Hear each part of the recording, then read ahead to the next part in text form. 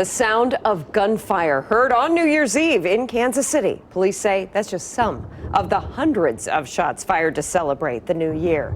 Shots that they say injured at least 2 people. It's one tradition that police wish would end. KCTV5's Carolina Cruz spoke to police departments on both sides of the state line about this dangerous practice. Carolina?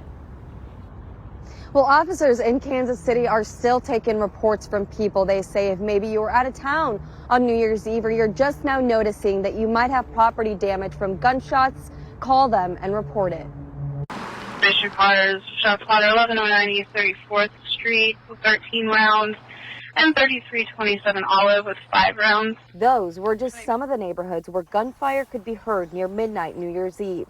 KCPD officer Donna says it's reckless. Don't do it. It's not a good way to celebrate anything, and leads to maybe potentially changing someone's life forever. KCPD's ShotSpotter system picks up audio from gunfire. It tracked more than 1,100 rounds fired on New Year's Eve, down from more than 1,600 last year.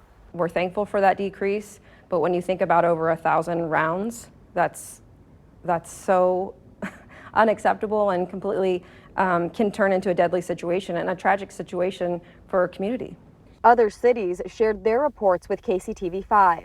Fireworks calls are counted as celebratory gunfire because officers say callers oftentimes can't distinguish between the two. In Grandview, officers received 7 gunshot calls and 2 fireworks calls. In Olathe, officers responded to 1 gunshot and 1 fireworks call. In Overland Park, officers received 4 calls from people reporting hearing fireworks. At least 2 men are believed to be victims of celebratory gunfire in Kansas City. A stray bullet hit one man outside his home near East 73rd Street. Another man was outside his apartment complex near South 71 Highway when he heard celebratory gunfire and was hit. Thankfully, their injuries are considered non-life threatening, so that's the good news there. Again, we wish that number was 0. No one should be celebrating New Year's Eve and be struck by gunfire. Officer Drake says that arrests and incidents like these are pretty hard because once that shot is fired, it all depends on how it was fired, how far it'll go. Reporting in Kansas City, I'm Carolina Cruz, KCTV 5 News. Carolina, thank you.